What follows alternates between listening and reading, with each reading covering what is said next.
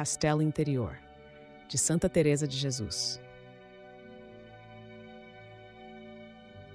Este tratado foi escrito por Teresa de Jesus, monja de Nossa Senhora do Carmo, para suas irmãs e filhas, as monjas carmelitas descalças.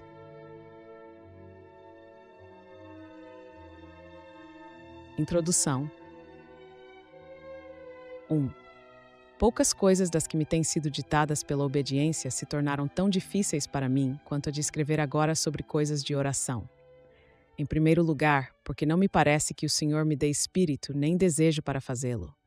Em segundo, por ter a cabeça já há 3 meses com um zumbido e uma fraqueza tão grandes que mesmo os negócios indispensáveis escrevo a custo. Mas compreendendo que a força da obediência costuma aplainar coisas que pareciam impossíveis, a vontade se determina a fazê-lo de bom grado, embora a natureza pareça afligir-se muito.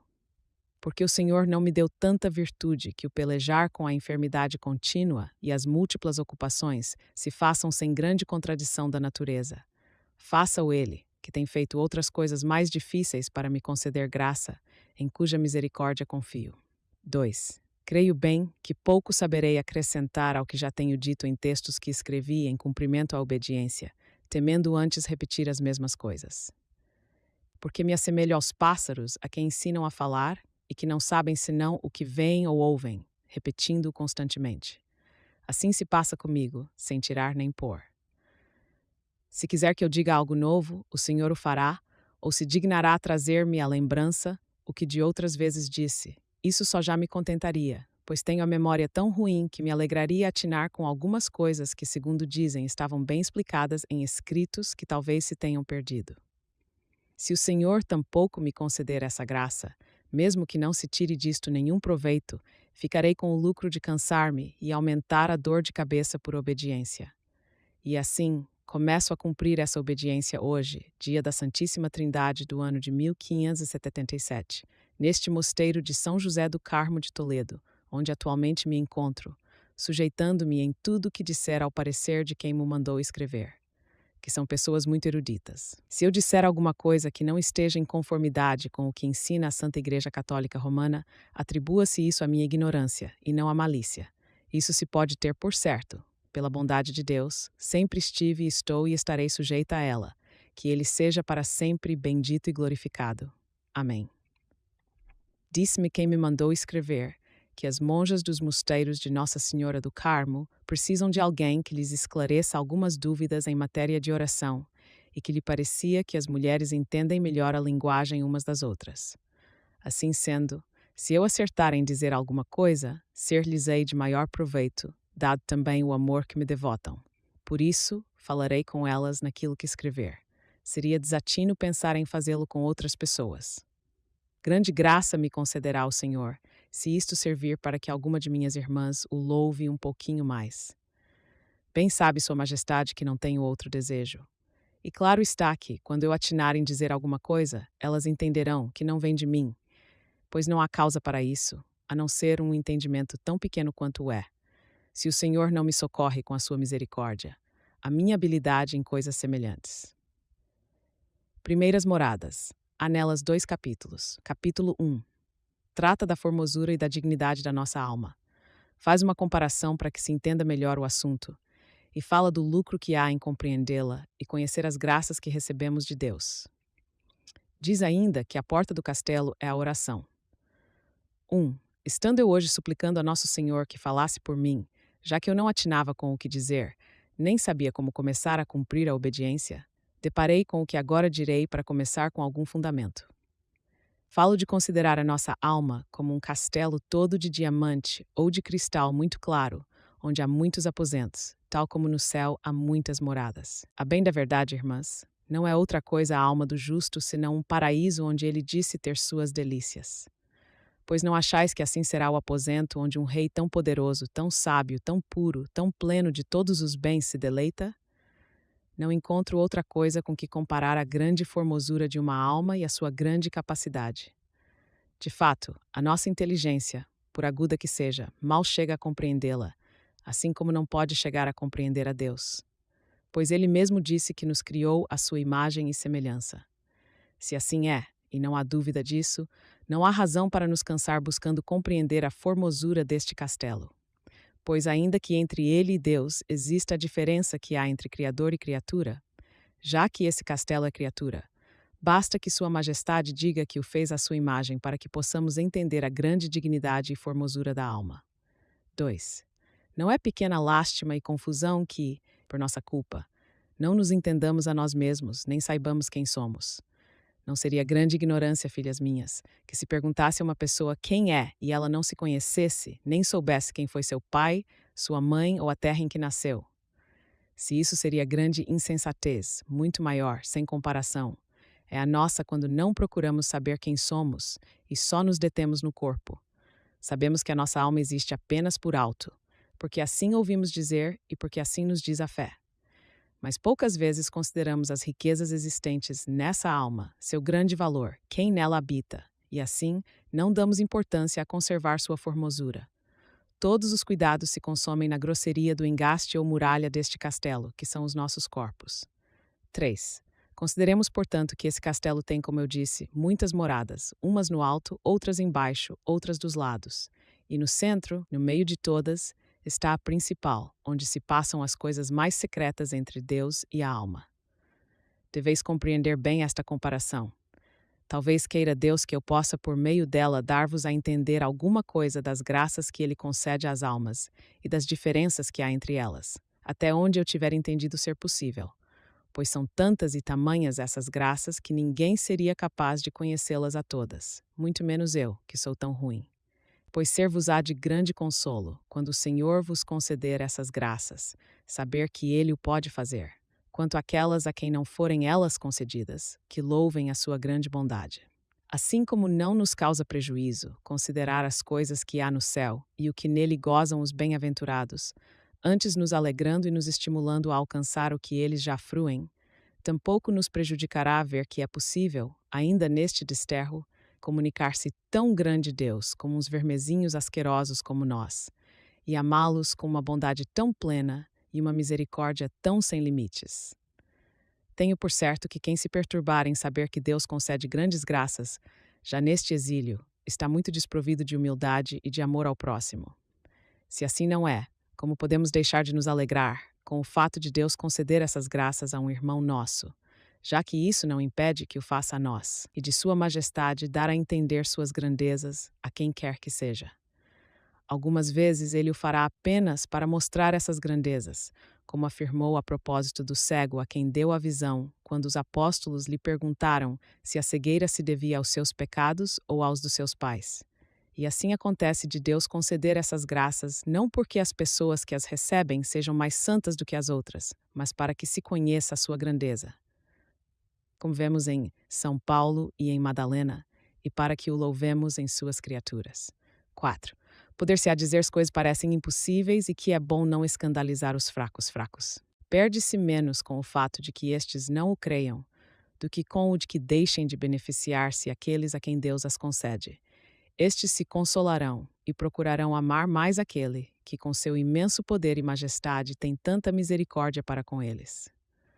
Por outro lado, sei que falo com almas que não estão sujeitas a esse perigo, porque sabem e creem que Deus dá ainda maiores provas de amor. Sei que os que não creem nisto não o verão por experiência, porque Deus aprecia muito que não imponham limites às suas obras. Portanto, irmãs, que nunca vos aconteça de fazer isso, digo-o às que não forem levadas por este caminho. 5. Voltando, pois, a nosso formoso e agradável castelo, temos de ver como entrar nele. Pode parecer que digo algum disparate, porque se esse castelo é a alma, claro está que não se trata de entrar, pois, se é ele mesmo, pareceria desatino dizer a alguém que entrasse num aposento estando já dentro. Mas deveis saber que há grande diferença entre os modos de estar. Existem muitas almas que ficam à volta do castelo, onde estão os que o guardam, e que não têm interesse em entrar, não sabendo o que há nesse precioso lugar, nem quem está dentro, nem sequer que aposentos possui. Certamente já vistes alguns livros de oração aconselharem a alma a entrar em si mesma, pois é assim que penso.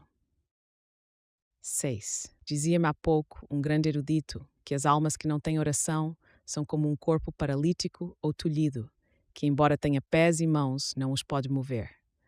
E assim se passa. Há almas tão enfermas e tão habituadas às coisas exteriores que não há remédio nem parecem poder entrar em si mesmas. É tal o seu costume de tratar sempre com os parasitas e alimárias que estão à volta do castelo, que já quase se tornaram como eles. Embora de natureza tão rica, capazes de conversar com o próprio Deus, não há remédio que as cure.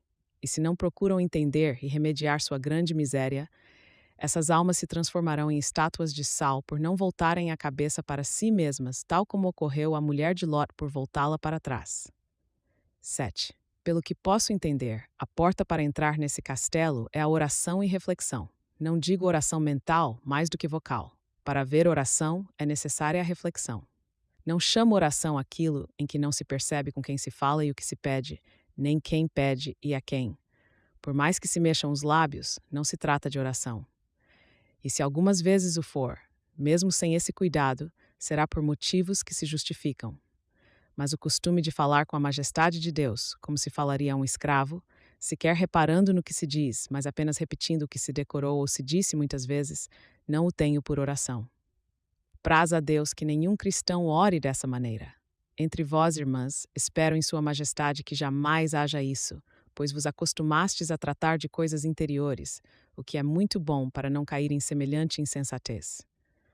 8. Não falemos, pois, com essas almas tolhidas, que se o Senhor não vem e lhes ordena que levantem, como fez com aquele que jazia há 30 anos na piscina, são muito desventuradas e correm grande perigo. Façamo-lo com as almas que chegam enfim a entrar no castelo, porque, embora ainda estejam muito envolvidas no mundo, elas têm bons desejos e, vez por outra, se encomendam a Nosso Senhor, refletindo sobre quem são, ainda que de forma não muito profunda.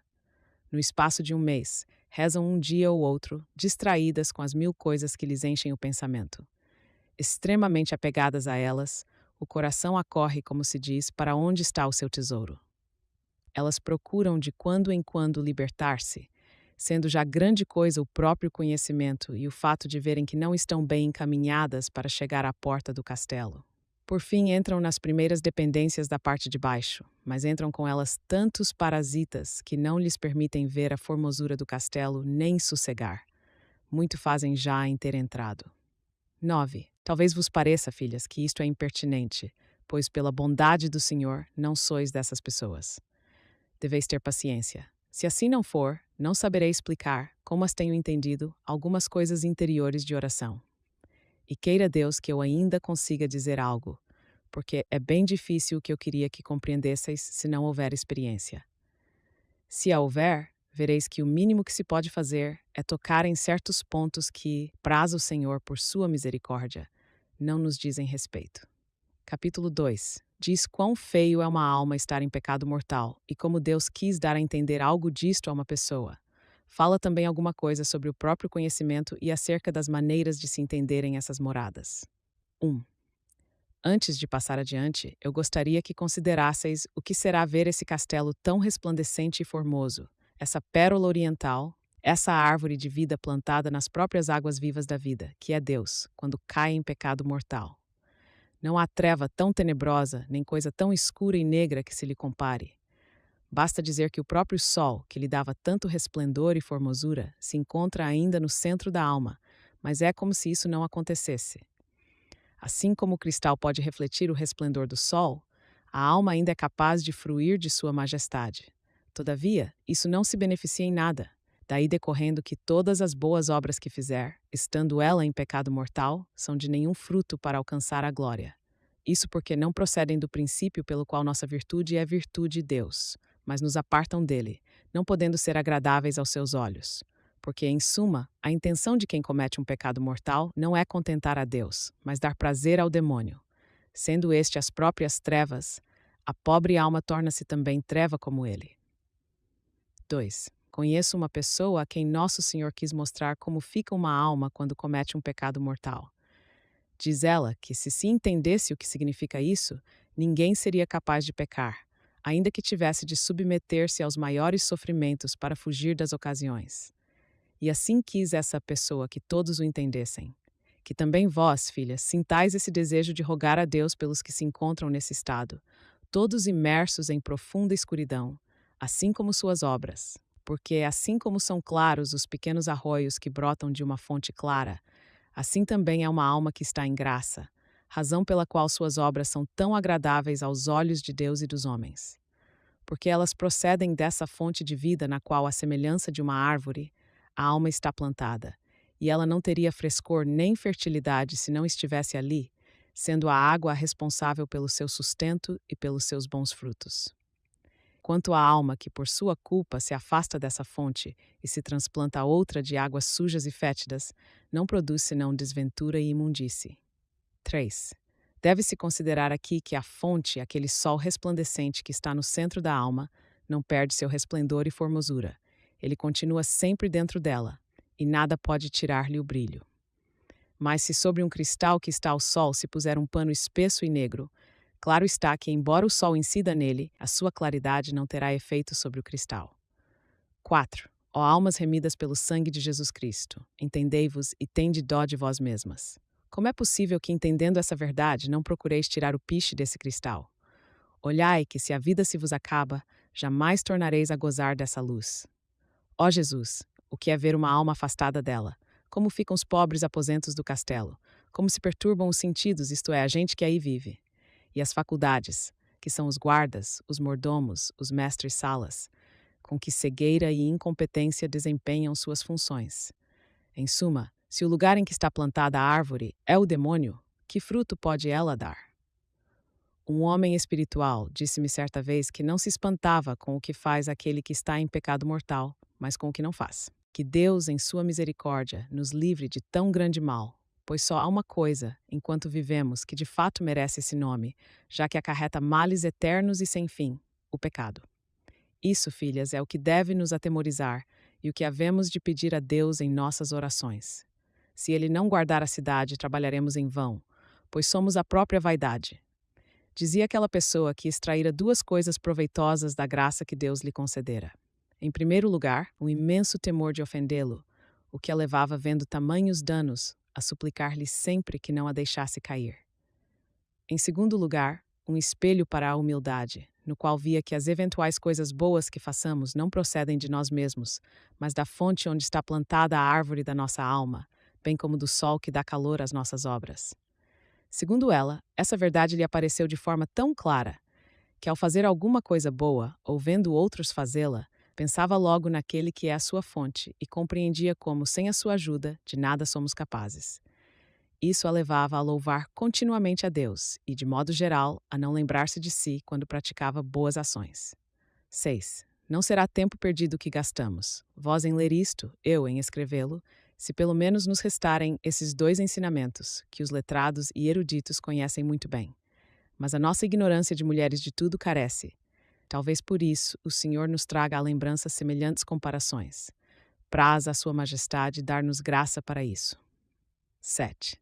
São tão obscuras de entender essas coisas interiores que é forçoso a quem sabe tão pouco como eu dizer muitas coisas supérfluas e até desatinadas para conseguir chegar a uma formulação adequada. Quem o ler deverá ter paciência, assim como eu a tenho para escrever o que não sei, pois é certo que às vezes tomo o papel como uma criatura tola, sem saber o que dizer nem como começar. Bem sei que é importante para vós afirmar-vos algumas coisas interiores, como melhor o puder fazer. Com efeito, sempre ouvimos falar da excelência da oração, estando pelas nossas constituições obrigadas a ela por várias horas, mas só nos exortam aquilo que podemos fazer por nós mesmas, falando pouco do que o Senhor opera numa alma, ou seja, de coisas sobrenaturais. Explicando-se essas coisas de muitas maneiras, ser-nos-á de grande consolo considerar esse edifício celestial interior, tão desconhecido dos mortais, embora muitos passem por ele. E ainda que em outras coisas que escrevi o Senhor me tenha dado algo a entender, creio que algumas não as tinha entendido como de então para cá, em especial as mais difíceis. O problema é que, para chegar a explicá-las, como eu disse, terei de repetir coisas muito conhecidas. Não pode ser de outra forma, dada a minha pouca inteligência. 8. Voltemos agora ao nosso castelo de muitas moradas. Não deveis imaginar essas moradas uma após outra como coisa alinhada. Deveis isto sim pôr os olhos no centro, que é o aposento ou palácio onde está o rei, e considerá-lo como um palmito, que tem muitas coberturas que cercam tudo o que é saboroso, aquilo que se destina a comer. O mesmo acontece aqui. Ao redor desse aposento há muitos outros e também por cima. Porque as coisas da alma sempre devem ser consideradas com plenitude, amplidão e grandeza, sem receio de exagerar. Sua capacidade suplanta tudo o que podemos considerar, e a todas as partes dela se comunica esse sol que está no palácio.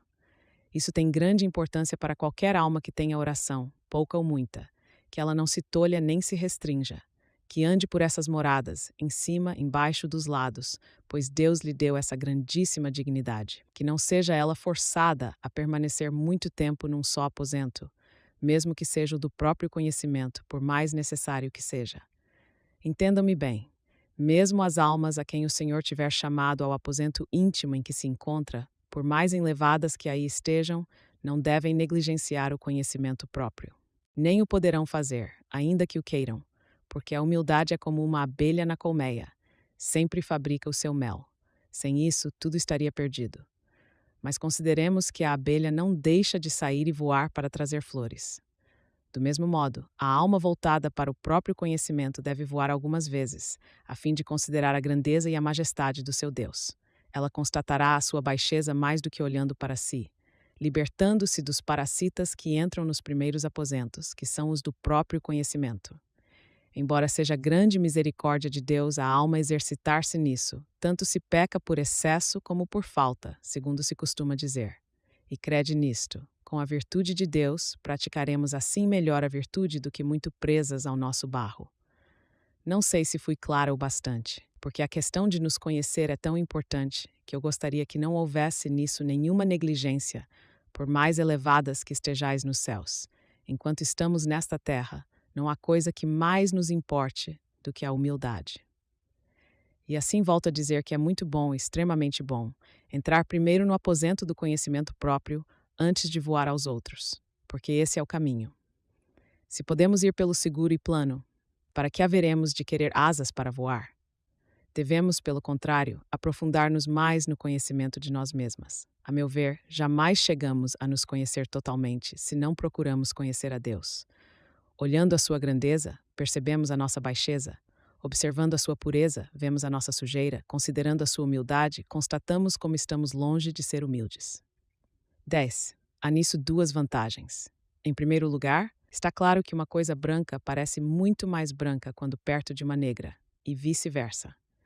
Em segundo, porque o nosso intelecto e a nossa vontade se tornam mais nobres e mais dispostos a todo bem quando as voltas consigo mesmos tratam com Deus. Há muitos inconvenientes em nunca abandonar o nosso lodo de misérias. Assim como, ao falar dos que estão em pecado mortal, dizíamos quão negras e de mau odor são suas águas, assim também, se não sairmos da miséria do nosso lodo. Embora Deus nos livre, isto não passe de comparação, pois não se trata do mesmo caso daqueles. Nunca a corrente sairá do lodo de temores, de pusilanimidade e de covardia, bem como de pensamentos como estes. Estão me olhando, não estão me olhando. Por esse caminho não terei êxito? Atrever-me-ei a começar esta obra? Será soberba fazê-lo. E pode uma pessoa tão miserável como eu tratar de assuntos tão elevados como a oração? Vão me achar melhor do que os outros, porque não sigo o caminho trilhado por todos. Não são bons os extremos, mesmo no que se refere à virtude. Como sou tão pecadora, cairei de mais alto. Talvez eu não vá adiante e prejudique os bons. Não deve ter singularidades uma pessoa como eu. 11. Oh, valha-me Deus, filhas, quantas almas o demônio deve ter posto a perder por esse meio. Pois tudo isso lhes parece humildade, bem como muitas outras coisas que eu poderia dizer. A causa é o fato de não nos conhecermos devidamente. Distorcemos o conhecimento próprio, e se nunca saímos de nós mesmos, esses e outros males devem causar-nos temor. Por isso digo, filhas, ponhamos os olhos em Cristo, nosso bem, e com Ele, bem como com seus santos, aprenderemos a verdadeira humildade. Isso nos enobrecerá o intelecto, como eu disse, e evitará que o nosso conhecimento próprio se torne rasteiro e covarde. Porque, embora esta seja apenas a primeira morada, é extremamente rica e de grande valor. Se escaparmos dos parasitas que nela existem, conseguiremos avançar. Terríveis são os ardes e manhas do demônio para que as almas não se conheçam a si mesmas, nem entendam o caminho a seguir. 12. Dessas primeiras moradas tenho experiência e poderei dar-vos indícios bastante seguros. Por isso digo que não se imagine serem poucos os aposentos, mas milhares. E as almas entram aqui de muitas maneiras, umas e outras com boa intenção. Mas como é mal intencionado, o demônio deve manter legiões de seus emissários em cada peça, a fim de impedir a passagem das almas de umas para as outras. Não entendendo a pobre alma, de mil formas ele a faz cair em ilusão, mas já não o consegue tanto, perdendo sua força com as almas que se aproximam de onde está o rei. Os primeiros aposentos ainda abrigam pessoas muito absorvidas pelo mundo, engolfadas nos contentamentos e desvanecidas com as honras e pretensões.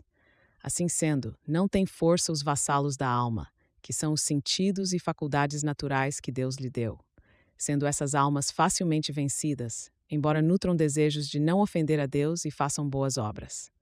As que se virem nesse estado devem recorrer a miúde, como puderem, a sua majestade, tomando por intercessora sua bendita mãe e pedindo aos seus santos que pelejem por elas, pois os seus criados pouca força têm para se defender. Na verdade, em todos os estados o auxílio deve proceder de Deus. Sua majestade nulo dê por sua misericórdia. Amém. 13. Que miserável é a vida em que vivemos. Como já falei muito em outra parte do prejuízo que nos causa, filhas, não entender adequadamente a questão da humildade e do conhecimento próprio, não me estenderei mais aqui, ainda que isso seja o mais importante. E praz a Deus, tenha eu dito alguma coisa que vos seja de proveito. 14. Notareis que essas primeiras moradas quase não recebem nenhuma réstia da luz que sai do palácio onde está o rei. Embora não estejam escuras e negras, como quando a alma está em pecado, estão de alguma maneira obscurecidas e não se consegue ver quem está nelas. Isso não por culpa do aposento, não sei dar-me a entender bem, mas porque entraram com a alma tantas cobras, víboras e animais peçonhentos que não a deixam ver a luz. É como se alguém entrasse num lugar com muita claridade e, tendo um cisco nos olhos, quase não os pudesse abrir. O aposento está claro, mas a alma não o percebe por causa dessas feras e alimárias, que a obrigam a fechar os olhos para não ver senão a elas. Assim me parece ser uma alma que, embora não esteja em mau estado, está tão envolvida em coisas do mundo e tão mergulhada em dinheiro, nas honras ou nos negócios, como tenho dito, que ainda que de fato deseje ver e gozar sua formosura, não o consegue e não parece poder desvencilhar-se de tantos impedimentos. Para entrar nas segundas moradas, convém abrir mão das coisas e negócios não necessários, cada um de acordo com seu próprio estado. Isso é tão importante para se chegar à morada principal, que se a alma não o começa a fazer, considero impossível a empreitada, sendo difícil até mesmo manter-se sem perigo nos primeiros aposentos, entre animais peçonhentos, que não a deixarão de morder uma vez ou outra. 15. Pois que seria, filhas, se as almas que já estão livres desses tropeços, como nós, que penetramos em outras moradas secretas do castelo, voltassem por sua culpa a buscar agitações mundanas? Por nossos pecados, deve haver muitas pessoas a quem Deus concedeu graças, que voluntariamente se lançam nessa miséria. Aqui estamos livres no que toca ao exterior. No interior, queira Deus que o estejamos e que Ele nos livre desse mal. Guardai-vos, filhas minhas, de cuidados alheios. Vede que poucos são os aposentos desse castelo em que os demônios deixam de nos combater. É verdade que em alguns, os guardas, como creio ter qualificado as faculdades, têm força para lutar. Mas é preciso que não nos descuidemos em desmascarar os ardis do demônio e em não nos deixar iludir pelo inimigo transfigurado em anjo de luz, pois há uma multiplicidade de coisas em que ele pode nos prejudicar, pouco a pouco, e até que o faça, não o entendemos. 16. Eu já vos disse uma vez que o demônio age em nós como lima surda. É preciso descobrir suas artimanhas desde o princípio. Vou dizer-vos mais algumas coisas para que o entendais melhor. Por exemplo, o demônio dá a uma irmã vários ímpetos de penitência, e ela só parece ter descanso quando está se atormentando. Esse princípio é bom, mas se a priora mandou que não se façam penitências sem licença, o demônio inspira na monja o desejo de se atrever a uma coisa que lhe parece tão boa. Se ela, às escondidas, continua a flagelar-se, acaba por perder a saúde e não poder cumprir o que manda a sua regra. Por aí já vedes que resultado teve esse bem. É outra infunde o demônio um zelo de perfeição muito grande. Isto também é muito bom. Mas poderá acontecer, de qualquer pequena falta das irmãs, parecer a esta monja uma grande infração, o que a levará a vigiá-las atentamente e recorrer à priora para queixar-se. O seu grande zelo da religião pode ainda fazê-la não ver as suas próprias faltas. Como as irmãs não veem o interior, mas apenas o cuidado exterior, podem não interpretá-lo de modo tão favorável. 17. E o que o demônio pretende aqui não é pouco: esfriar a caridade e o amor mútuo entre as irmãs, o que seria grande prejuízo. Entendamos, filhas minhas, que a verdadeira perfeição é o amor a Deus e ao próximo. Quanto mais fielmente guardarmos esses 2 mandamentos, tanto mais perfeitas seremos. A nossa regra e as nossas constituições, em seu conjunto, não servem senão de meios para seguir isso com mais perfeição. Deixemo-nos de zelos indiscretos que podem nos causar muito dano. Que cada uma olhe para si mesma. Como já discorri bastante sobre essa questão em outra parte, não me estenderei mais aqui. 18. É tão importante esse amor mútuo entre as irmãs que eu desejaria que nunca vos esquecesseis dele. Porque ao fixar-nos nas ninharias umas das outras, que às vezes nem são imperfeições, julgando-as nós assim pela nossa ignorância, fazemos nossa alma perder a paz e até inquietamos a das demais. Vede como custaria caro a perfeição. Nesse ponto, o demônio poderia inspirar uma tentação ainda mais perigosa: atingir a priora. Aqui é necessária muita discrição. Se forem coisas que vão contra a regra e as constituições, nem sempre é bom dar-lhes interpretação favorável. Convém avisar a priora, e se ela não se emendar, dar conta ao prelado. Isto é caridade. E o mesmo vale para as irmãs, se tratar de coisa grave. Deixar passar tudo com medo de que seja tentação, constituiria a própria tentação. Mas é preciso ponderar muito, para que não sejamos enganados pelo demônio, e não falar desses assuntos com as companheiras, já que o inimigo pode tirar disso grande proveito e instaurar o costume da murmuração. Como eu já disse, devemos falar sobre isso apenas com a pessoa em questão. Aqui, glória a Deus, não há tanta ocasião para isso, porque se guarda contínuo silêncio, mas é bom manter-nos de sobreaviso. Segundas moradas. Há nelas um único capítulo. Capítulo único. Trata da grande importância da perseverança para se chegar às últimas moradas, bem como da grande guerra travada pelo demônio.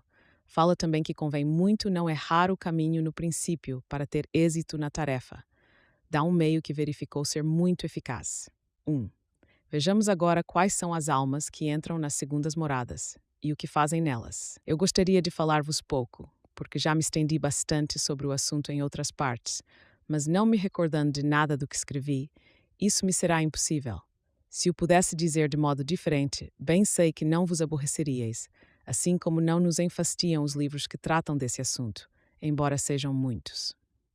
2. E as segundas moradas são os aposentos dos que já começaram a ter oração e entenderam a grande importância de não permanecer nas primeiras moradas, mas que em geral não têm ainda determinação para deixar de estar nelas, porque não abandonam as ocasiões, o que é um grande perigo. Mas já é grande misericórdia que, mesmo por pouco tempo, procurem fugir das cobras e coisas peçonhentas e entendam que é bom deixá-las. Estes, em parte, têm muito mais trabalho que os primeiros, ainda que não tenham tanto perigo, pois parece que já os entendem, havendo grande esperança de que se aprofundem cada vez mais. Digo que têm mais trabalho, porque os primeiros são como surdos mudos e assim suportam melhor o sofrimento de não falar. Muito pior seria a situação dos que, ouvindo, não pudessem falar. Mas nem por isso é desejável o sofrimento dos que não ouvem, porque, enfim, grande coisa é entender o que nos dizem. Assim ocorre com as almas que estão nas segundas moradas. Entendem os chamados que lhes faz o Senhor, porque vão se aproximando mais de onde se encontra a sua majestade, que é muito bom vizinho e tem tanta misericórdia e bondade que uma vez ou outra não nos deixa de chamar, pois tem em grande conta que o queiramos e procuremos a sua companhia. Mesmo estando nós em nossos passatempos, negócios, contentamentos e bagatelas do mundo, ora caindo em pecados, ora levantando-nos, porque esses animais são tão peçonhentos e buliçosos, e tão perigosa é a sua companhia, que só por milagre se pode deixar de tropeçar e cair, não deixa de nos chamar para que nos aproximemos dele. E essa voz é tão doce que se desfaz a pobre alma, se não fizer logo o que ela lhe ordena, sofrendo mais, como digo, do que se não ouvisse a voz divina. 3. Não digo que essas vozes e chamados sejam como outros de que falarei depois. São palavras que se ouvem de pessoas boas, ou sermões, ou a leitura de bons livros e várias outras coisas que nos são ditas e de que se serve o Senhor para nos chamar. Podem ser também doenças, sofrimentos, bem como uma verdade que ensina nos momentos em que estamos em oração. Deus valoriza muito esses momentos, por mais destituídos de firmeza e fervor que estejamos. E vós, irmãs, não tenhais em pouca conta esta primeira graça, nem vos desconsoleis se não responderdes logo ao Senhor. Bem sabe Sua Majestade aguardar muitos dias e anos, em especial quando vê perseverança e bons desejos. Essa perseverança é o mais necessário aqui, porque com ela jamais se deixa de ganhar muito. Mas terrível é a guerra que aqui travam, de mil maneiras, os demônios, com mais tormento da alma que na anterior, porque ali ela estava surda e muda, ou pelo menos ouvia muito pouco, e resistia menos, como quem tem, em parte, perdido a esperança de vencer. Aqui, o entendimento está mais vivo e as faculdades mais hábeis, sendo de tal modo estrondosos os golpes e a artilharia que a alma não pode deixar de ouvir. Os demônios começam a representar aqui as coisas do mundo, que são as cobras, e a fazer que seus contentamentos pareçam quase eternos. Trazem à memória os amigos e parentes, a estima em que a pessoa é tida, a saúde que pode ser perdida nas coisas de penitência. Pois, sempre que entra nesta morada, a alma começa a desejar fazer alguma, e mil outras maneiras de impedimento. 4. Ó Jesus, que confusão estabelecem aqui os demônios, e como fica aflita a pobre alma, que não sabe se deve avançar ou voltar ao primeiro aposento. É que a razão, por outro lado, mostra-lhe o engano que é pensar que tudo isso vale alguma coisa, em comparação com o seu fim último. A fé ensina-lhe o que deve fazer. A memória recorda-lhe onde vão parar todas as coisas do mundo, tornando-lhe presente a morte e algumas súbitas dos que muito fruíram dessas frivolidades. Alguns, vistos em grande prosperidade, jazem debaixo da terra pisada pelos transeuntes, esquecidos de todos. Quantas vezes, ao passar por uma dessas sepulturas, a alma se lembra de que ali se encontra aquele corpo fervilhando de vermes, não lhe escapando igualmente outras coisas que podem acontecer. A vontade inclina-se a amar aquele em quem tem visto tão inumeráveis coisas e mostras de amor. Ela gostaria de corresponder a pelo menos uma delas, especialmente quando considera que esse verdadeiro amigo nunca se afasta dela, acompanhando-a e dando-lhe vida e ser. O intelecto, por sua parte, logo acorre e dá a entender à alma que ela não pode encontrar melhor amigo, ainda que viva muitos anos, que o mundo está cheio de falsidade e que os contentamentos que o demônio lhe oferece estão permeados de sofrimentos, cuidados e contradições. Diz-lhe ainda o intelecto que fora desse castelo não encontrará segurança nem paz, devendo abandonar as casas alheias, já que a sua própria casa está repleta de bens que ela pode saborear. Ninguém acha tudo de que precisa senão em sua casa, em especial quando acolhe tal hóspede, que a fará senhora de todos os bens. Se a alma quiser, não andará perdida, como o filho pródigo comendo alimento de porcos. 5. Estas são razões suficientes para vencer os demônios. Mas, ó Senhor e Deus meu, o costume de viver na vaidade e a visão de um mundo que só trata dela estragam tudo. Como a fé se encontra muito amortecida, queremos mais o que vemos do que aquilo que ela nos diz. Entretanto, os nossos próprios olhos nos mostram como são desventurados os que vivem atrás dessas coisas visíveis. Todo esse mal foi provocado pelas coisas peçonhentas com que lidamos. Como alguém que é mordido por uma víbora se envenena e incha todo, o mesmo acontece conosco neste caso, se não nos acautelamos. É claro que, para sarar, devemos submeter-nos a vários tratamentos. Grande misericórdia tem Deus em não permitir que morramos desse mal. Não há dúvida de que a alma passa aqui por grandes sofrimentos, em particular quando, por seus costumes e condições, o demônio percebe que ela pode avançar muito no caminho de Deus. Todo o inferno se juntará para obrigá-la a sair dessa morada. Senhor meu, aqui é necessária a vossa ajuda, pois sem ela não se pode fazer nada. Por vossa misericórdia, não permitais que essa alma seja enganada e abandone o caminho começado. Dai-lhe luz para que ela veja que nisso está todo o seu bem e se afaste das más companhias. De extrema importância é lidar com aqueles que se empenham nas mesmas coisas, bem como aproximar-se deles, não só os que se encontram nos mesmos aposentos, como também os que já se aprofundaram mais. A alma receberá disso grande ajuda, pois a conversa persistente com essas pessoas pode acabar por levá-la para junto delas. Que ela sempre esteja de sobreaviso para não se deixar vencer. O demônio se afastará depressa se havia com grande determinação de não voltar às primeiras moradas, preferindo a isso perder a vida, o descanso e tudo o que ele lhe oferece. Que seja viril e não imite os que se deitavam de bruços para beber quando iam para o combate, não me lembro com quem. Em vez disso, ela deve determinar-se com firmeza.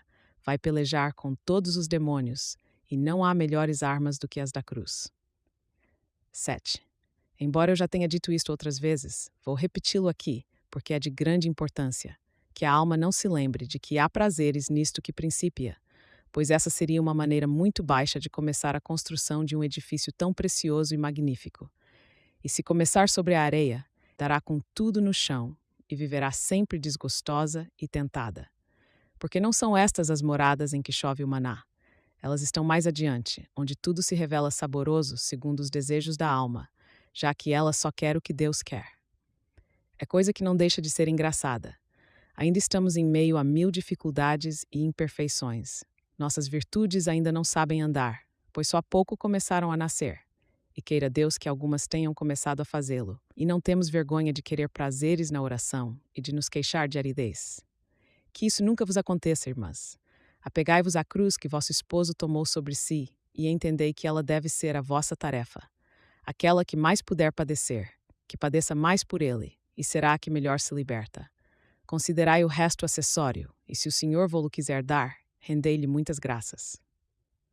8. Talvez julgueis que estáis bem determinadas para os trabalhos exteriores, desde que Deus vos console interiormente. Sua Majestade sabe melhor o que nos convém.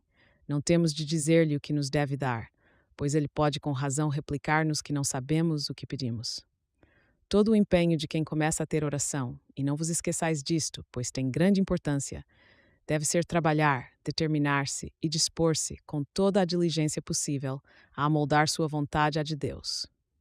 Como direi depois, estai bem certas que nisso consiste a maior perfeição a que se pode chegar no caminho espiritual. Quem mais se amoldar à vontade do Senhor, mais receberá dele e mais adiantado estará nesse caminho. Não penseis que haja aqui muitas complicações, nem coisas desconhecidas e ocultas. Todo o nosso bem está nisso. Pois se erramos no princípio, querendo logo que o Senhor faça a nossa vontade e nos leve por onde imaginamos, que firmeza pode ter o edifício? Procuremos fazer o que está em nossa mão e evitemos os parasitas peçonhentos. Muitas vezes o Senhor deseja que haja securas e que sejamos perseguidos por maus pensamentos, sem que os possamos afastar para longe de nós. Ele chega mesmo a permitir, em certas ocasiões, que sejamos mordidos, para que saibamos nos proteger melhor depois e para ver se nos pesa muito a ofensa a ele. 9. Não desanimeis, portanto, se alguma vez cairdes. Não deixeis de querer avançar, pois dessa mesma queda Deus extrairá o bem, como faz aquele que vende o antídoto. Para provar sua eficácia, bebe primeiro o veneno. Se não víssemos em outra coisa a nossa miséria e o grande prejuízo que nos advém da dissipação, só esta luta que se passa para voltar a nos recolher bastava. Poderá haver maior mal do que não nos encontrar em nossa própria casa? Se em nosso próprio lar não temos tranquilidade, que esperança podemos ter de encontrar sossego em outras coisas? Nossos grandes e verdadeiros amigos e parentes, ou seja, as nossas faculdades, com as quais, mesmo que não queiramos, sempre temos de viver, parecem mover-nos uma guerra, como que sentidos das que lhe fizeram os nossos vícios. Paz, paz, minhas irmãs, disse o Senhor, e admoestou os seus apóstolos tantas vezes. Pois crede-me que se não a temos e não a procuramos em nossa casa, não a acharemos na dos estranhos. Acabe-se já esta guerra. Pelo sangue que ele derramou por nós, eu o peço aos que não começaram a entrar em si, e os que já começaram, que nada seja bastante para fazê-los voltar atrás. Olhai que é pior a recaída do que a queda. Quanto tempo perdido! Confiai na misericórdia de Deus, e nada em vós mesmas, e vereis como Sua Majestade leva a alma de umas moradas a outras, colocando-a na terra, onde essas feras não a podem tocar nem cansar. Pelo contrário, ela as sujeita a todas e zomba delas, usufruindo de muitos mais bens do que poderia desejar, já nesta vida, digo. 10.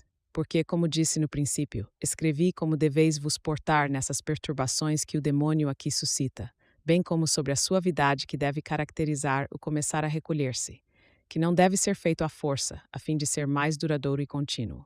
Assim sendo, não o direi mais aqui, só acrescentando que tem grande importância consultar pessoas experimentadas, porque o cumprimento de certas coisas obrigatórias vos poderá parecer equivocadamente prejudicial ao recolhimento.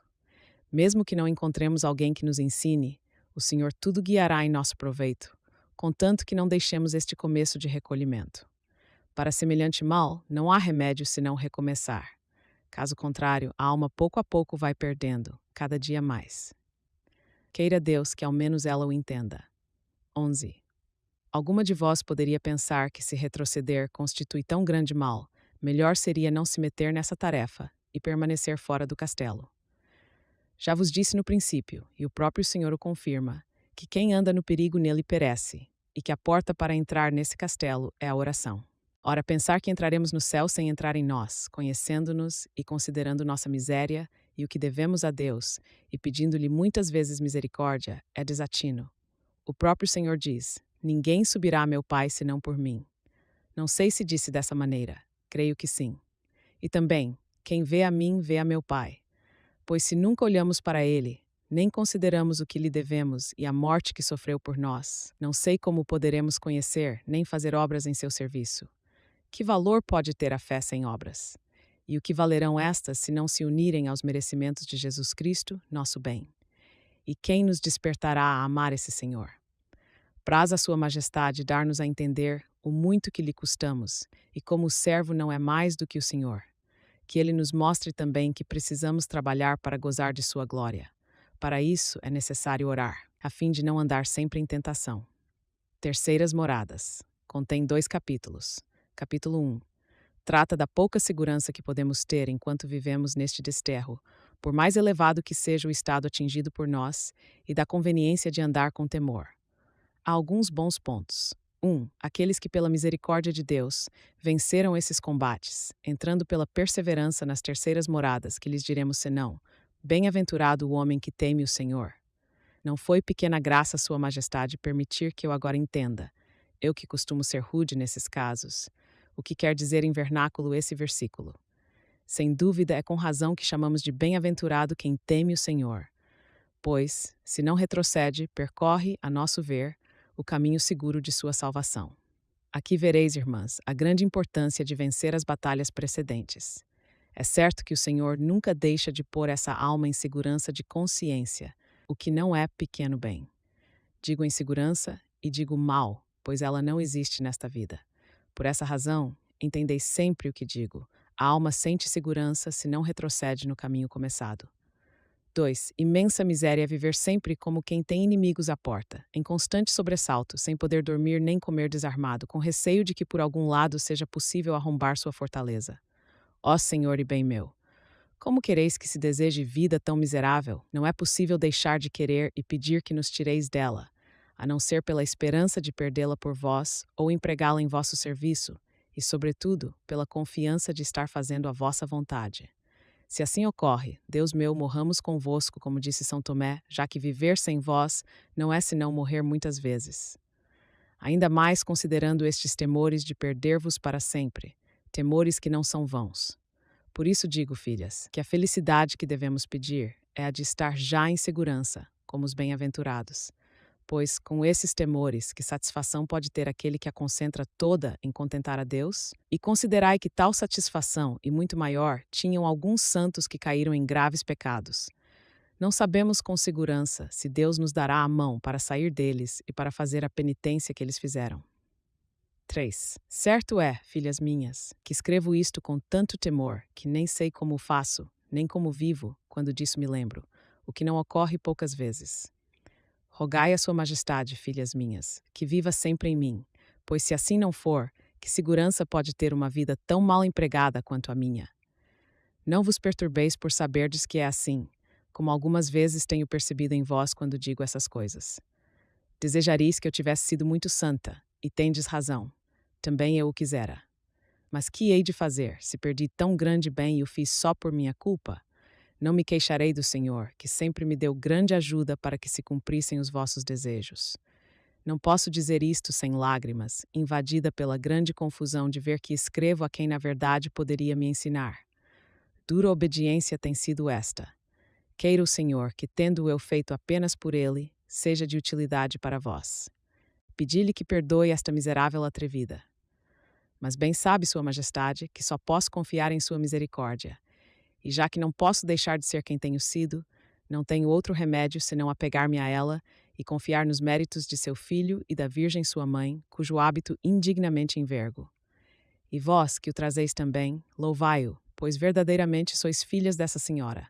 Assim não tendes de vos perturbar por eu ser ruim, já que possuís tão boa mãe. Imitai-a e considerai a imensa grandeza dessa senhora, bem como a vantagem de tê-la por padroeira, pois nem meus grandes pecados e o fato de ser como sou podem empanar minimamente esta sagrada ordem. Mas de uma coisa vos aviso, que o fato de pertencerdes a esta ordem e de terdes tal mãe não vos deixe seguras. Muito santo foi David, e bem sabeis o que foi Salomão. Não deis importância à clausura e à penitência em que viveis, nem vos tenhais em segurança por tratardes sempre de Deus, exercitar-vos constantemente na oração e estardes tão afastadas das coisas do mundo, as quais em vosso parecer vos aborrecem. Tudo isso é bom, mas não basta, como eu disse, para deixar de temer. Desse modo, continuai a refletir sobre este versículo, lembrando-vos dele muitas vezes. Beatus vir, qui timet Dominum. 5. Já não sei o que dizia. Distraí-me muito e, pensando em mim, fiquei tolhida e incapaz de dizer alguma coisa boa. Quero então deixar disso por enquanto e voltar ao que comecei a dizer-vos. Trata-se das almas que entraram nas terceiras moradas. Com isso, foi grande a graça que receberam do Senhor, que lhes permitiu superar as primeiras dificuldades. Creio que, pela bondade de Deus, existem muitas almas dessas no mundo. Elas têm grande desejo de não ofender Sua Majestade e apreciam fazer penitência, evitando até mesmo os pecados veniais. Têm seus momentos de recolhimento e empregam bem o tempo, exercitando-se em obras de caridade para com o próximo. Essas almas são corretíssimas no falar e no vestir, bem como na administração da casa quando a têm. Trata-se de estado desejável, sem dúvida, e parece que não há motivo para se negar a elas o acesso até as últimas moradas. O Senhor não lhes negará tal coisa, se elas a quiserem. E que bela disposição é esta, para que lhes sejam concedidas todas as graças divinas. Ó Jesus, quem não desejará um bem tão grande, em especial se já passou pelo mais trabalhoso? Todos o quererão. O mesmo acontece conosco, irmãs. Mas, como ainda é preciso mais para que o Senhor possua por completo a alma, não basta dizer que o desejamos, como não bastou ao jovem a quem o Senhor perguntou se queria ser perfeito. Desde que comecei a falar dessas moradas, tenho-o diante dos olhos. Porque somos como ele, sem tirar nem pôr, sendo essa a causa mais comum das agruras na oração, embora também haja outras. Não menciono certos sofrimentos interiores intoleráveis porque passam muitas almas boas, sem nenhuma culpa de sua parte, sofrimentos dos quais o Senhor sempre as tira com muito proveito. Tampouco me refiro às que padecem de melancolia e de outras enfermidades. Enfim, em todas as coisas temos de respeitar os juízos de Deus. Mas tenho para mim que a causa mais habitual de agruras na oração é a que mencionei.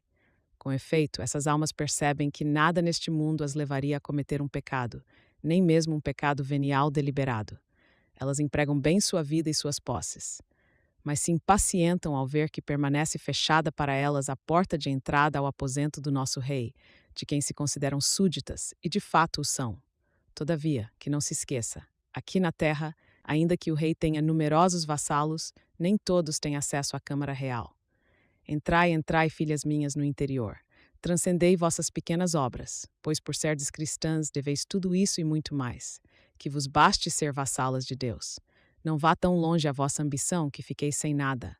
Olhai os santos que tiveram acesso à Câmara do Rei, e vereis a diferença que há entre eles e nós. Não peçais aquilo que não mereceis. Tendo ofendido a Deus, nem nos devia vir à mente a ideia de merecer algum dia a entrada nesse aposento real, por maiores que sejam os nossos serviços. 7. Ó humildade! Não sei que tentação me atinge aqui, pois não posso deixar de crer que falte um pouco dessa virtude a quem dá tanta importância às agruras na oração. Digo que deixo de lado os grandes trabalhos interiores que mencionei, pois estes são muito mais que falta de devoção. Provemo-nos a nós mesmas, irmãs minhas, ou antes que nos prove o Senhor, pois Ele bem o sabe fazer, embora muitas vezes não o queiramos entender, e voltemos às corretas almas de que falávamos. Observemos o que elas fazem por Deus e logo veremos como não temos razão de nos queixar de Sua Majestade. Porque se lhe voltamos as costas, e à semelhança do jovem do Evangelho, nos entristecemos quando nos diz o que devemos fazer para ser perfeitos, o que pode, segundo vos parece, fazer o Senhor, se Ele há de dar o prêmio de acordo com o amor que lhe temos? E esse amor, filhas, não será fabricado em nossa imaginação, mas sim provado com obras. E não penseis que o Senhor olhe para as nossas obras, Ele examina a determinação da nossa vontade. 8. Talvez pareça a nós que trazemos o hábito da ordem, tendo feito por nossa vontade e deixado todas as coisas do mundo, e o que tínhamos por amor ao Senhor, ainda que sejam as redes de São Pedro, pois sempre julga dar muito quem dá tudo o que tem, que tudo já está feito. Excelente disposição é para a alma perseverar e não voltar ao contato com os parasitas dos primeiros aposentos, nem mesmo pelo desejo. Sem dúvida, se persistir nesse despojamento e desapego de tudo, a alma alcançará o que pretende. Mas isso deve se dar com a condição, e guardai bem este meu aviso, de se considerar servo inútil, como disse São Paulo ou Cristo. E não creia ela poder assim obrigar Nosso Senhor a conceder-lhe semelhantes graças. Pelo contrário, quem mais recebeu, mais endividado se encontra. Que podemos fazer por um Deus tão generoso que morreu por nós, nos criou e nos dá a vida? Podemos dar-nos por venturosos de ir amortizando um pouco o que lhe devemos, por nos ter ele servido como fez. Uso esta palavra de má vontade, mas de fato foi isso que se passou, pois ele não fez outra coisa enquanto viveu no mundo. E ainda lhe pediremos novas graças e consolações. Atentai muito, filhas, para algumas coisas que aqui aponto, ainda que de modo confuso, porque não sei formulá-las melhor. O Senhor vos fará entendê-las, para que possais extrair das agruras humildade, e não inquietação, que é o que pretende o demônio. E crede que onde há de fato humildade, ainda que Deus nunca dê consolações, dará paz e resignação. Estas vos trarão mais contentamento do que suscitam os regalos em outras almas. Muitas vezes, como tendes lido, Sua Majestade concede esses regalos aos mais fracos, embora eu creia que eles não os trocariam pelas fortalezas dos que se veem às voltas com agruras. Somos mais amigos de contentamentos do que de cruzes. Prova-nos tu, Senhor, que sabes as verdades, para que nos conheçamos. Capítulo 2. Prossegue no mesmo assunto e trata das securas na oração, bem como do que, em sua opinião, pode daí advir. Fala também que devemos provar-nos e que o Senhor prova os que se encontram nestas moradas. 1. Conheci algumas almas, e creio que posso dizer bastantes, que chegaram a este estado. Elas têm vivido muitos anos, ao que parece, nessa retidão e harmonia de alma e corpo. E depois disso, quando deviam estar com o mundo sob os pés, ou pelo menos plenamente desenganadas dele, são provadas por Sua Majestade em coisas não muito grandes. Ficam então de tal modo inquietas e com o coração tão angustiado que me deixam perplexa e até muito temerosa.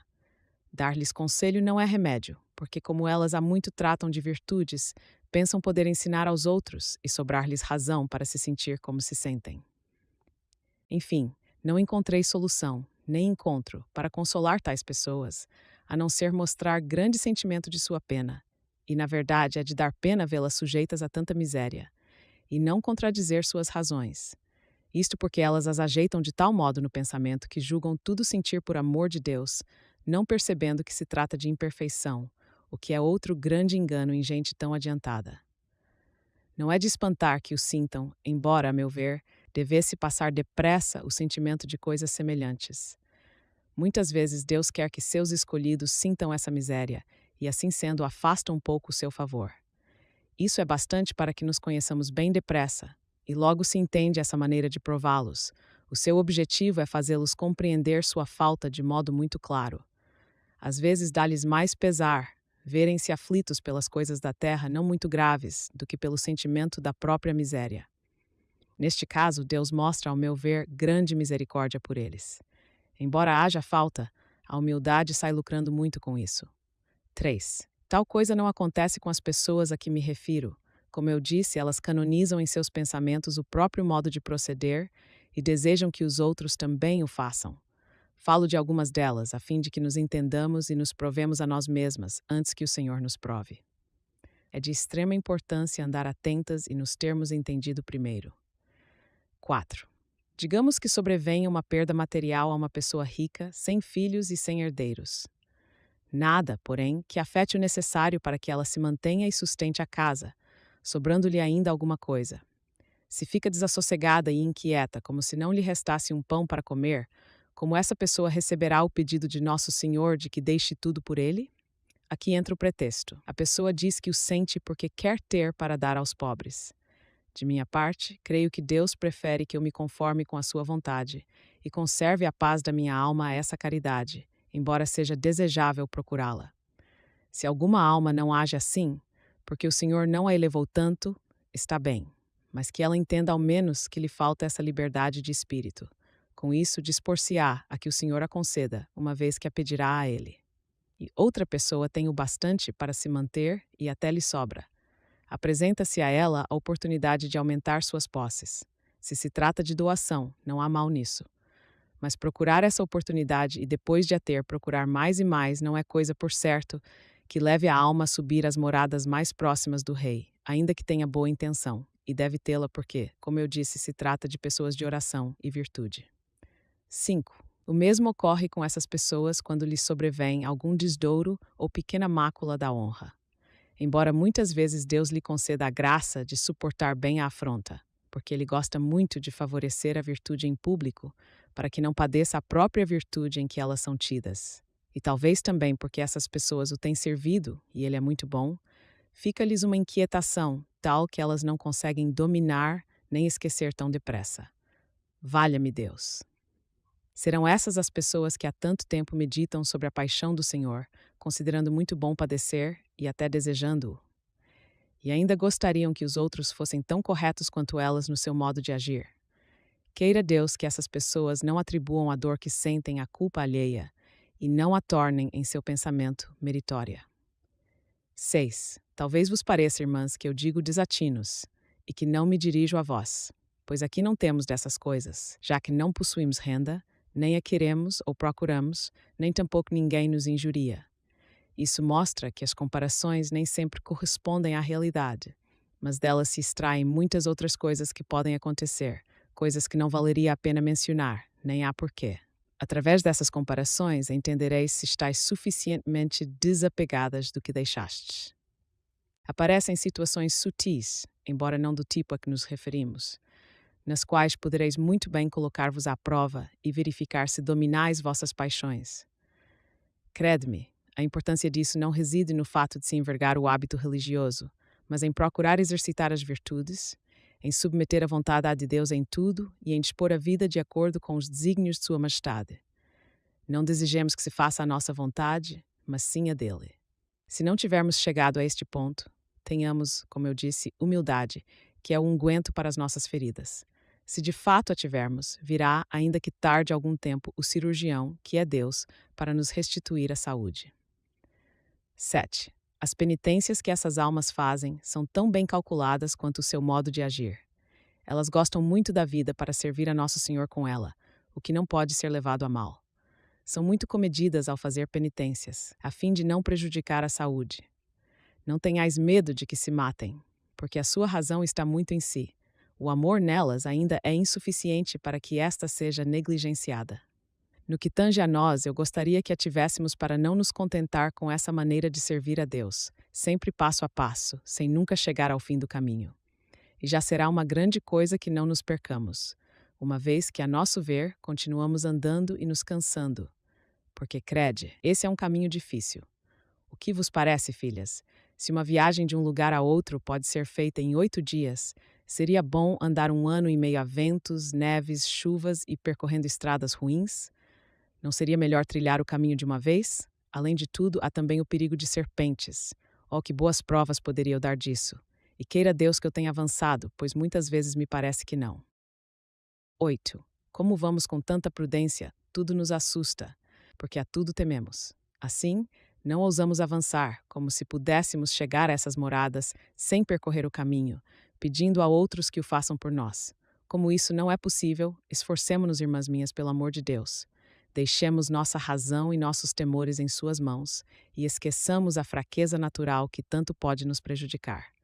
Que o cuidado destes nossos corpos fique a cargo dos diretores espirituais. eles lá decidam. Quanto a nós, procuremos apenas caminhar depressa, a fim de ver esse Senhor. Porque, embora o consolo que possais ter seja pouco ou nenhum, o cuidado da saúde pode enganar-nos, ainda mais que não se terá mais por isso, eu posso afirmá-lo. Também sei que não se trata de castigar o corpo, isso é o de menos. Quando falo em caminhar, refiro-me a fazê-lo com grande humildade. Se bem o entendestes, sabeis que aqui está o problema das que não conseguem avançar. Persuadamo-nos dessa verdade e consideremos sempre ter dado poucos passos. Em contrapartida, tenhamos como muito pressurosos e ligeiros os passos de nossas irmãs. Que cada uma não só deseje, como procure ser julgada a pior de todas. 9. Com isso, esse estado é de grande excelência. Caso não haja humildade, ficaremos a vida inteira no mesmo lugar, em meio a 1000 sofrimentos e misérias.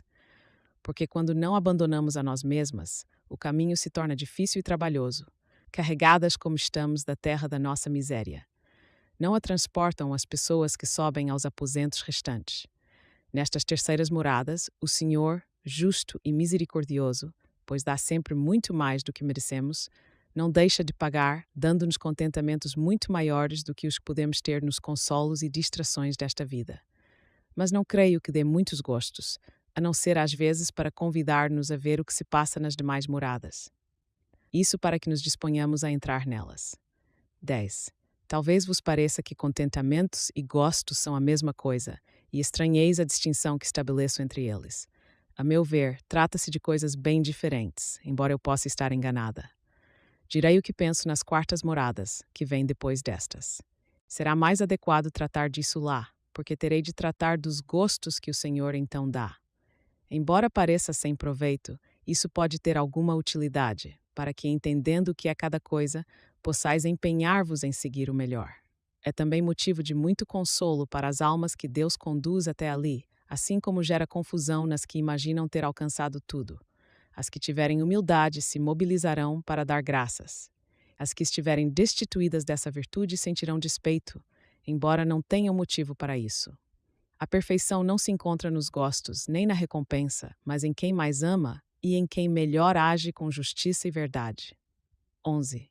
Direis, para que serve tratar dessas graças interiores e dar a entender como são se isso é verdade, como sem dúvida o é? Não o sei. Perguntai-o a quem me mandou escrever. Não sou obrigada a discutir com os superiores, nem ficaria bem. Só devo obedecer.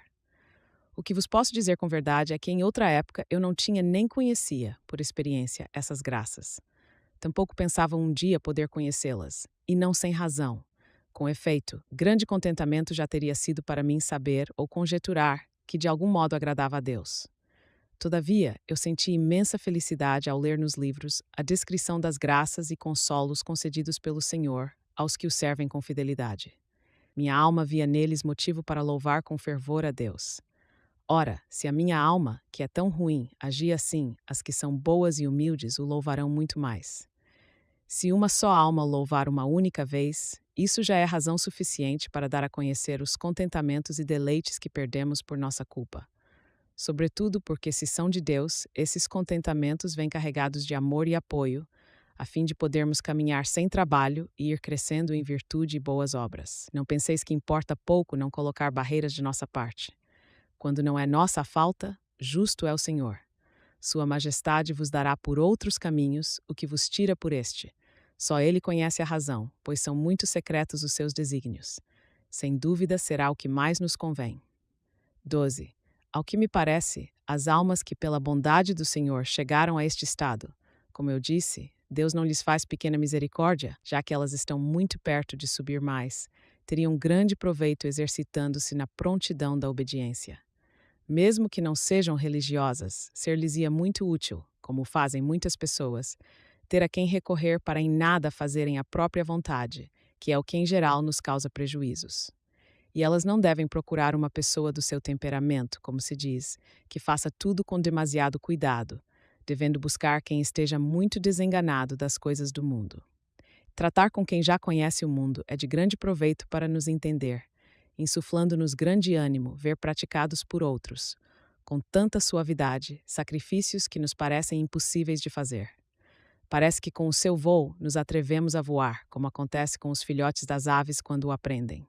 Ainda que não possam dar grandes voos, eles pouco a pouco imitam seus pais. É de grande proveito, posso afirmá-lo.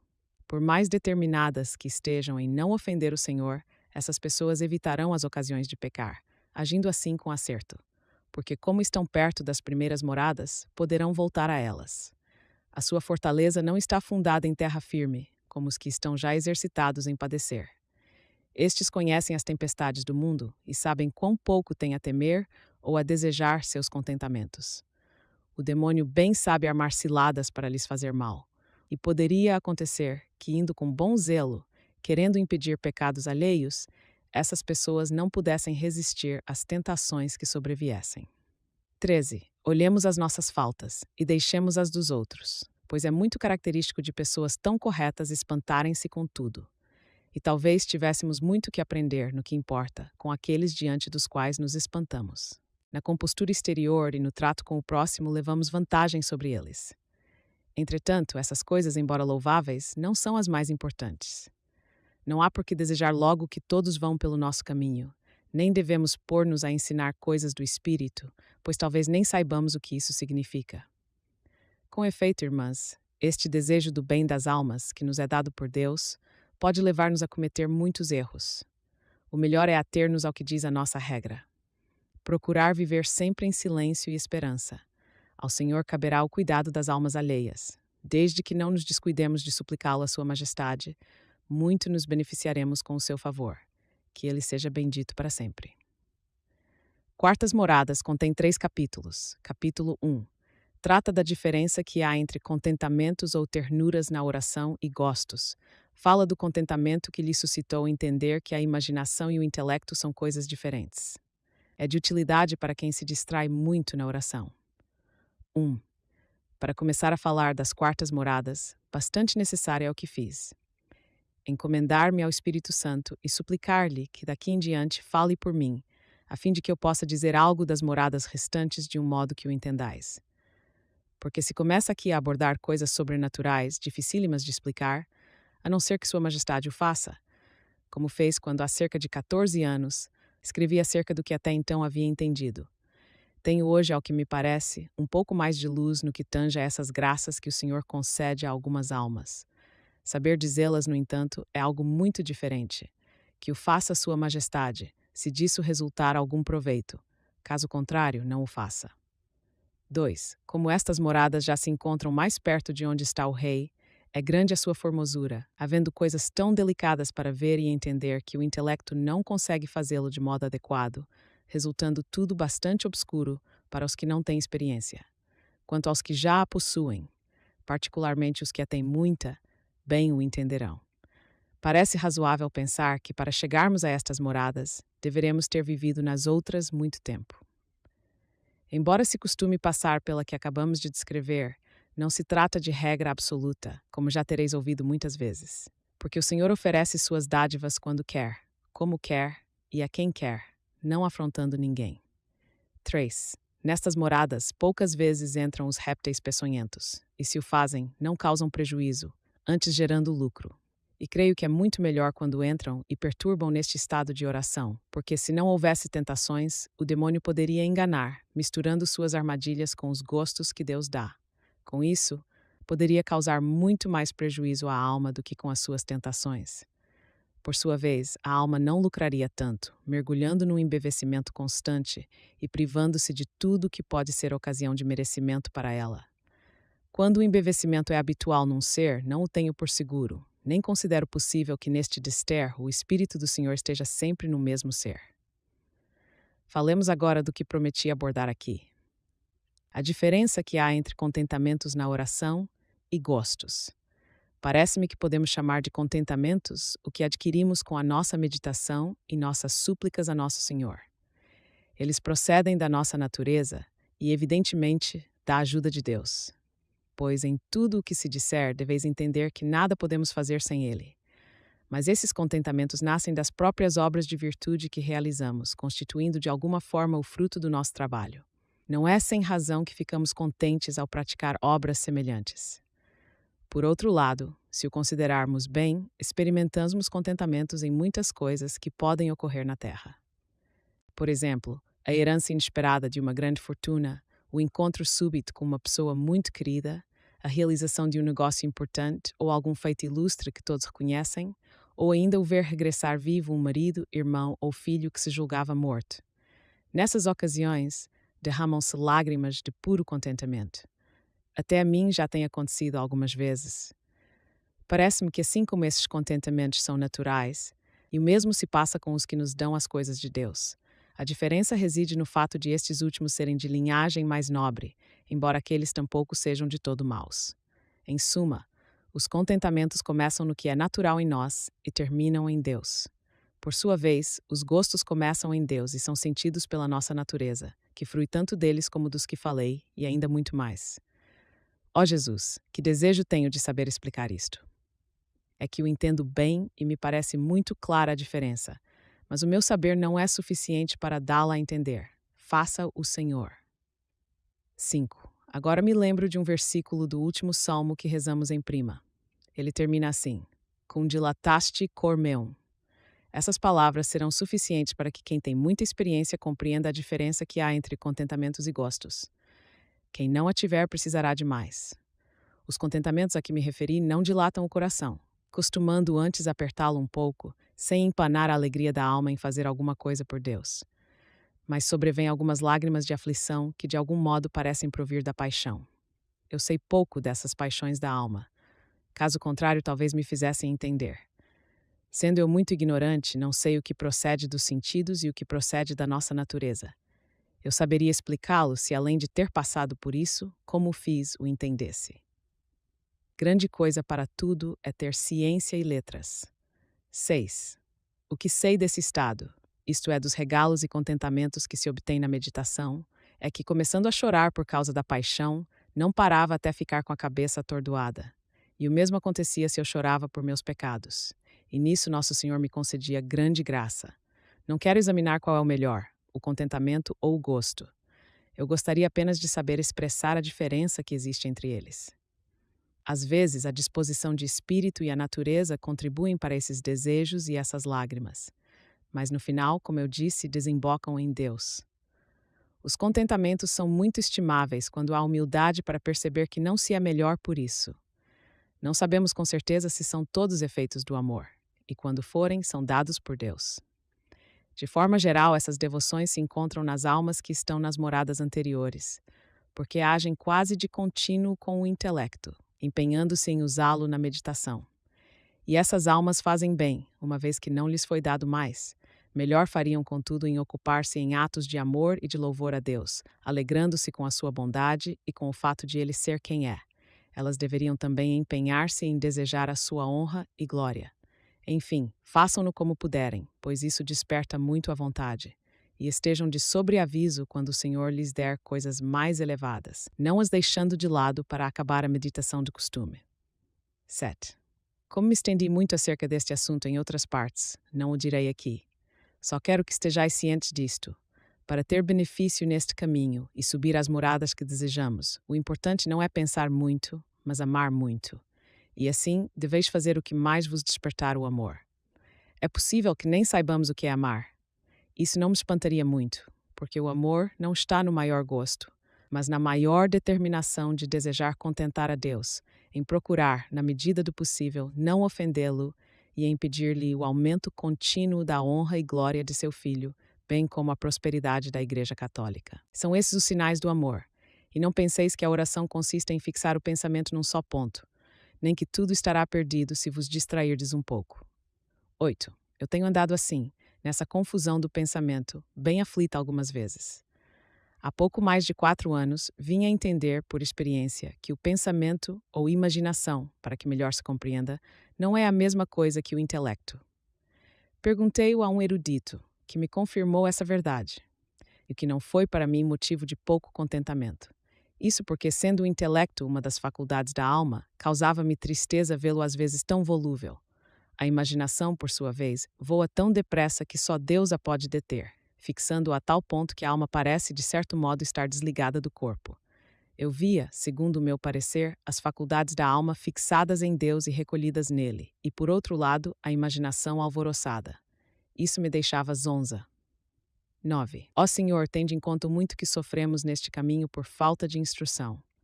E o mal é que, como não pensamos ser preciso mais do que pensar em vós, nem sabemos perguntar aos que têm instrução, nem consideramos que haja necessidade de perguntar. Experimentamos terríveis sofrimentos por não nos entendermos. E chegamos a pensar que é grande culpa o que, longe de ser mal, é bom. Daqui provém as aflições de muitas pessoas voltadas para a oração, ao menos das que são pouco esclarecidas.